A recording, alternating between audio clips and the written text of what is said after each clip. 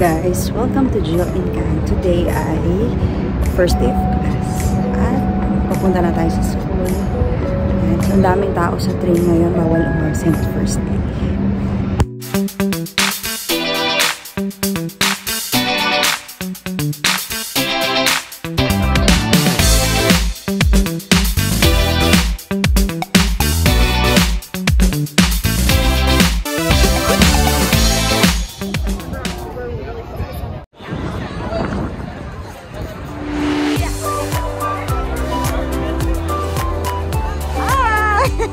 Oh, feel free.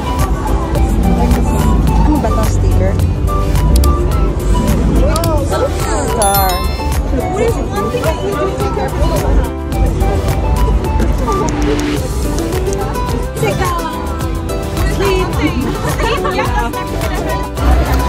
Ano? Nanalo ka? Ano? Maalala ko lang yung nandun sa shells. Ay, naku, hindi ako magaling sa mga vlog. So I don't know this one. You have to guess. Canada! Oh, so cute. Tayo sa mga libre. Mahina na talaga tuhod natin. Oo nga eh. Ah, ito may drinks. Ayan, pila. Hi! It's a $100 gift card giveaway. Okay. Yeah, perfect. So just write your Instagram handle on the back so we know who you are when we're checking. Okay. Would you like a ballot as well? Okay.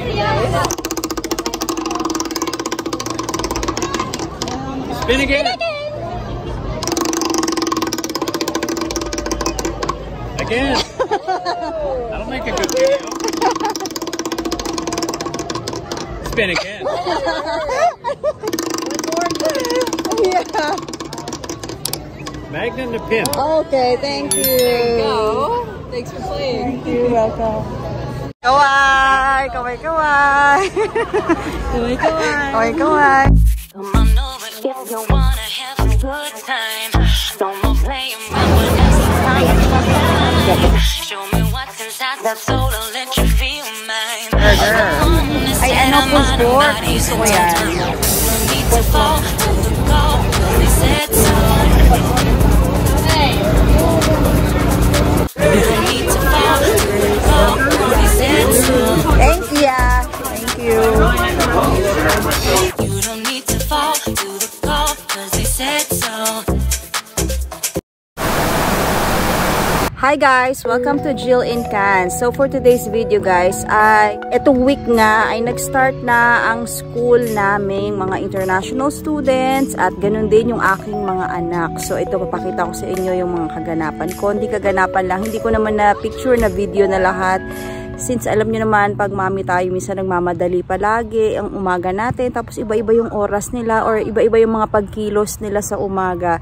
Ayan, but I'm so proud na mga independent na sila dito. And also, ang aking little girl na si Celestia ay first day of kindergarten. Yan, so nung una ay nag-assessment kami with the teacher at napag-usapan nga namin kung paano siya masusupport sa kanyang mga needs at yan, nagbigay sila ng mga suggestions. Napakaganda guys ng support nila dito. So we don't really need to pay yung katulad ng sa Philippines when you have a child with special needs ay magkano yung binabayad natin doon? Nasa 100,000 yung mga school for special needs, ganyan. Although dito nga lang class nila ay 29 silang students, no? And some of them ay meron pang mga ibang mga special needs na bata doon, but they will be provided ng mga EA or tinatawag na educational assistance. So pwedeng one-on-one yun or depende sa need ng student. Ayan guys, nagpasukan na. Ito, pakita ko rin sa inyo yung nangyari sa aming block party. Yan. Ang saya guys. So, ang daming freebies. So, dami kong ballpen. Hindi ako nakakuha ng notebook. Sayang. Wala na eh. I mean, hindi ko na-try yung iba or I didn't get a chance. Wala akong swerte na makuha yung notebook na yan. Pero ang dami nilang mga freebies kung ano-ano. Pa-raffle, pa-spin a wheel, ganyan. At Hindi lang yun guys ha, kasi nag-combine yung dalawang schools dahil sa isang street na yun. Parang may kapitbahay kaming university, ang Mac-Iwan University, at continuous yung street na yun, mahaba. At doon sa kabila, sa Mac-Iwan, ang daming food, as in food na burgers, hotdog, yung talagang ano ha, pulled pork burger yun, ang sarap. So, ayun, ang saya lang, no, yung aming first week na ito, guys. So, guys, bago pala mag-start ang week na ito, ay pinag-uusapan na ng mga international students kung ilan hours pa talaga tayo dapat mag-work ngayong fall, ngayong September. Dahil, kung maalala natin, last April, nagkaroon ng announcement na sabi ng IRCC or si Honorable Mark Miller na this fall we intend na magkaroon ng eto, yan yung sinabi niya dyan, na yung intention niya na magkaroon ng 24-hour off-campus work hours per week para sa mga international students. Pero kailan ba talaga to? Kasi wala naman palang date na sinabi. Excited pa naman ako guys sa 24 hours na yan. So, excited pa naman ako guys, although hindi ko talaga siya i-consume na 24 hours. 20 hours lang para in case na merong sumobra, at least kung maka 21 ako or 22, mayroon lang akong extra, hindi ko isasagad. Kasi minsan pag sinagad mo na magbigay ka ng shift na 24 hours, minsan may tendency pa na lumampas yun eh. Ayun guys, so excited din ako. Yung ibang classmates ko meron ding nag-message sa akin kung kailan ba talaga. And yun na lang, to be safe, kasi siya, yung classmate kong to, si Amy. Hi Amy. Yan, so sa kanya hanggang December ay talagang nakaset na 24 hours yung kanyang per week. O diba, sana all. At ayun nga, dahil dito ay sabi na lang niya, siguro ngayong September, hindi mo na siya mag-24 hour, 20 hour muna. So, habang wala pang announcement guys, ay antayin muna natin kung kailan talaga magkakaroon ng final word from the IRCC kung kailan ang 24-hour shift na ito. So guys, pero pwede pa naman palang mag-increase ang ating work hours. So, dalawa pala to guys. Merong on-campus and off-campus. So, off-campus, ito yung outside ng school natin. Ito yung usual na ginagawa namin. And we have a limit of 20 hours. Pero pag sa on-campus, kapag nag-work ka pala inside the campus, whether in the faculty or admin or sa mga events ng school ninyo, or anything within the school, ay unlimited hours. So, nakita ko din sa school namin no, na merong minimum of 3 full days and maximum of 5 full days yon. So yun yung mga hours na yun. So parang naisip ko, gusto ko din mag-apply doon. Kaya lang, kasi kailangan ko rin ng time sa bahay. Kaya nga yung time ko ay medyo, may time ako sa morning. At least ma-monitor ko yung mga anak ko. Although meron akong 2 days na super early ako papasok. Pero at least other days ay available ako para sa kanila. Tapos yung afternoon ko, tinatry ko na ma-open siya para makapag-work pa rin ako in the afternoon with the set limit na binigay. So yung sinabi pala ng IRCC na we intend to, so tinignan ko ano bang meaning ng we intend to. Yung intent is to plan, objective, yung to design. So parang hindi pa talaga siya final, kaya antayin natin yun guys. From last year guys ay dumating ako, ang announcement ay 20 hours per shift per week ang allowed sa mga international students. Pero before my arrival, yung mga dating international students dito, grabe, only hours pala sila guys. So dahil ito yung time na pandemic pa, so to cope with the labor shortage during that time, at yung mga tao din, yung mga international students ay magkaroon ng extra income para sa kanilang mga expenses, ay binigay sa kanilang only time. However, ano ba yung mga nangyari nito? No? Naabutan namin yung mga ibang classmates namin na nasako pa sila sa only time na ito, na palagi silang wala sa class dahil sinasabi nila, excuse nila ay meron silang work. So dahil nga only time sila. So yun lang yung nangyari, na hindi nila na-prioritize yung pag-aaral nila. So mas naging mahalaga sa kanila yung pag-work. At ito nga ay nag-end na ito noong Nag-end na ito noong April 30, 2024 this year. So nag-end na yun guys, no.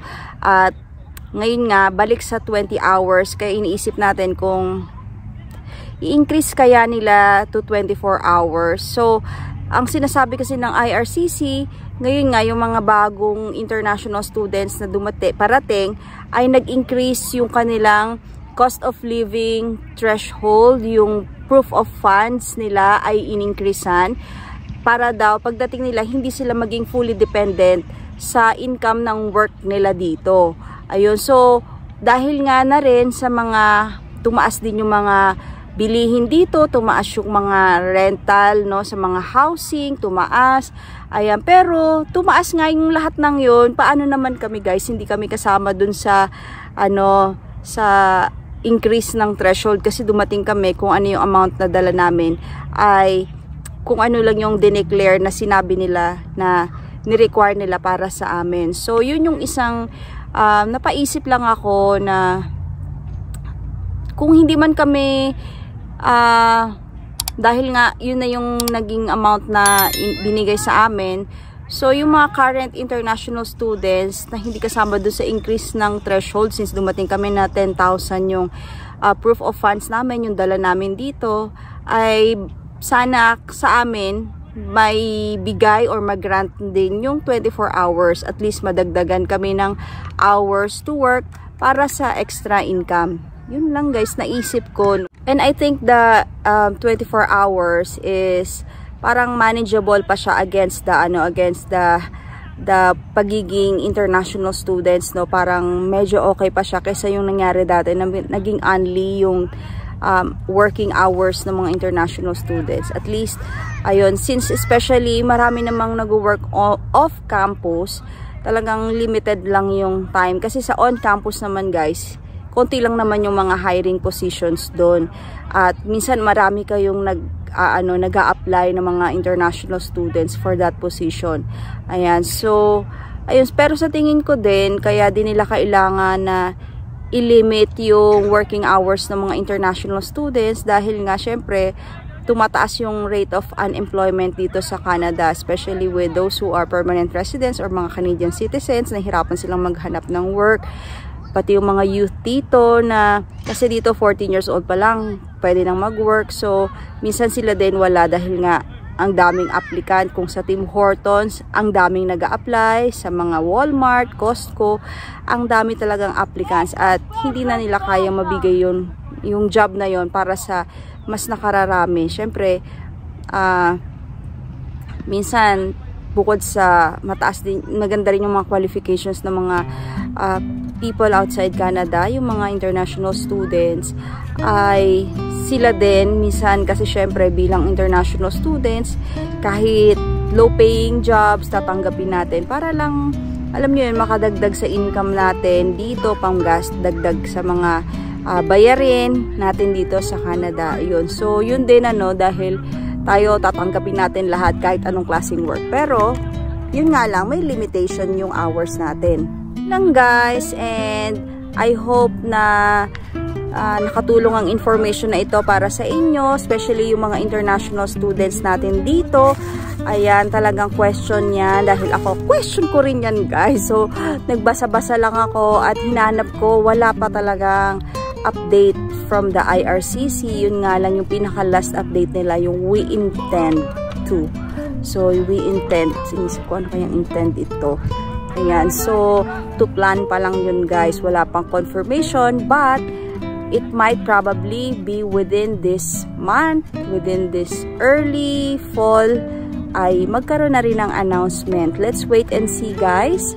And thank you for watching this video. I hope to see you in my next vlog. And please don't forget to like and subscribe and share this video para sa mga ibang nangangailangan ng ganitong information. Yun lang guys. Thank you for watching. Bye!